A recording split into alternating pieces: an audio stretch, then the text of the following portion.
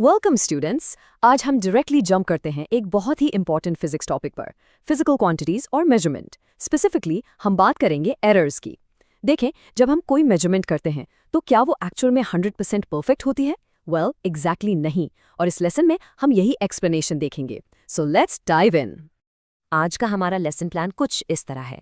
पहले topic introduction, फिर की कॉन्सेप्ट्स, उसके बाद detailed explanation, then the pendulum lab, एक क्विक समरी और एंड में एक practice question.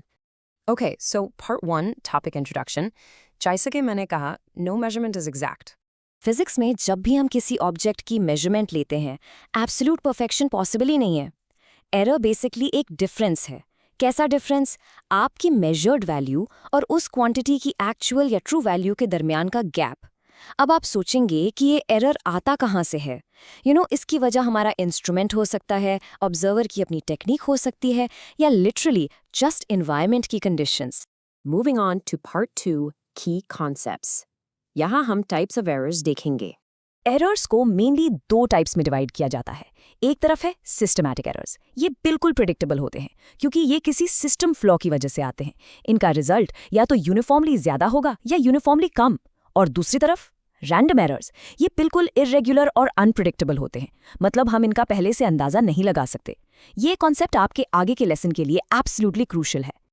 Part 3, explanation. Let's look at the causes and reduction of these errors. So systematic errors के पीछे क्या कॉजेज हैं? पहला पॉइंट है जीरो एरर। इमेजिन करें, इंस्ट्रूमेंट की स्केल पर रीडिंग जीरो होनी चाहिए बट वो ऑलरेडी कुछ और दिखा रहा है। That is a zero error. दूसरा पॉइंट, पुअर कैलिब्रेशन। अगर इंस्ट्रूमेंट की मार्किंग्स ही ठीक नहीं है तो मेजरमेंट कैसे ठीक होगी? और तीसरा कॉज है पर्सनल एरर्स।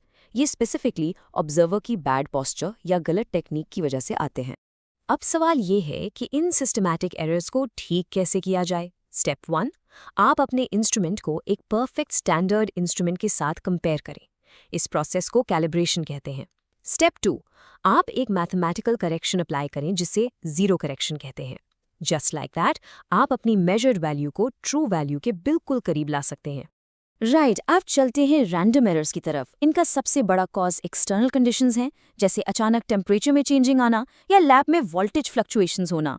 दूसरा मेजर कॉज ऑब्जर्वर की नेग्लिजेंस है। अगर स्टूडेंट केयरलेसनेस से मेजरमेंट ले रहा है तो नेचुरली रिजल्ट में रैंडम एरर आएगा।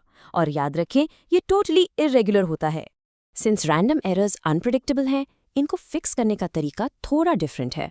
स्टेप 1, आपने एक ही क्वांटिटी की सेवरल मेजरमेंट्स लेनी है। स्टेप 2, जब आपके पास बहुत सारी रीडिंग्स जमा हो जाएं तो उन सबका एवरेज यानी मीन वैल्यू कैलकुलेट करें। सिंपली एवरेज लेने से एरर का इफेक्ट प्रैक्टिकली मिनिमाइज हो जाता है। Part 4, the pendulum lab. Let's see this in action while measuring time. एक सिंपल पेंडुलम को इमेजिन करें जिसमें एक बॉब और स्ट्रिंग है। एक स्टूडेंट स्टॉप वॉच यूज करके 10 ऑसिलेशंस का टाइम मेजर कर रहा है। अब सोचें, जब स्टूडेंट स्टॉप वॉच को मैन्युअली स्टार्ट और स्टॉप करता है तो उसका ह्यूमन रिएक्शन टाइम इन्वॉल्व होता है, राइट? ये रिएक्शन टाइम हर सिंगल दफ़ा थोड़ा सा मुख्तलिफ होता है और लिटरली यही रैंडम एरर की सबसे बड़ी वजह बनता है। अगर हम इन ट्रायल्स की डेटा टेबल को देखें, ट्रायल 1 में टाइम आया 12.1 सेकेंड्स, ट्रायल 2 में 12.3 सेकेंड्स और ट्रायल 3 में 12.2 सेकेंड्स। नोटिस किया आपने? कंडीशंस एग्जैक्टली सेम थीं, फिर भी हर दफ़ा रिजल्ट थोड़ा डिफरेंट है। ये प्रैक्टिकली हमें रैंडम एरर की मौजूदगी दिखा रहा है। सो इस सिचुएशन का सोल्यूशन क्या है? To find the most accurate time, the student should sum all readings and divide by the number of trials to get the average. Simply put, सब रीडिंग्स की एडिशन करें और फिर टोटल नंबर ऑफ ट्रायल्स से उनकी division करके average निकाल लें। ये एवरेज हमारी ट्रू वैल्यू के कंप्लीटली करीब होगी।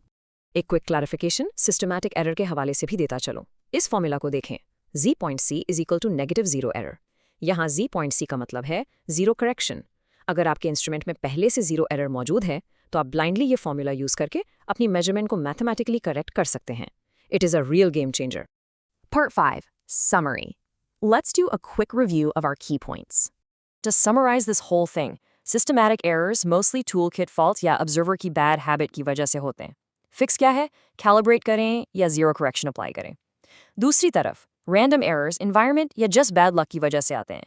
इनकी fix ये है कि आप several readings लें और फिर उनका average निकाल लें। ये specific points आपके exam के लिए absolutely important है। Part 6, Practice question. Time to test your knowledge. So मेरा question आपसे ये है, which error can be reduced by taking an average of several readings? वो कौन सा error है जिसे basically several readings का average लेकर practically reduce किया जा सकता है? आपके पास ये 4 options हैं. Option A, zero error. Option B, systematic error. Option C, random error. या फिर Option D, calibration error. थोड़ा सा सोचें इस पर. अभी हमने पेंडुलम वाले एक्सपेरिमेंट में प्रिसाइसली इसी को डिस्कस किया था. अगर आपने ऑप्शन सी चुना था तो यू नेल्ड इट. इसका करेक्ट आंसर है रैंडम एरर.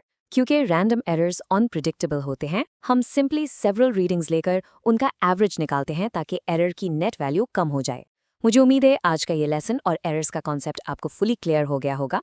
जाते जाते एक पॉइंट छोड़कर जा रहा हूँ. अगर हम लाइट की स्पीड जैसी यूनिवर्सली कांस्टेंट क्वांटिटी को मेजर कर रहे हों तो क्या वहां भी रैंडम एरर्स आएंगे या सिर्फ systematic errors? Think about it, keep practicing और हम मिलते हैं नेक्स्ट टॉपिक में.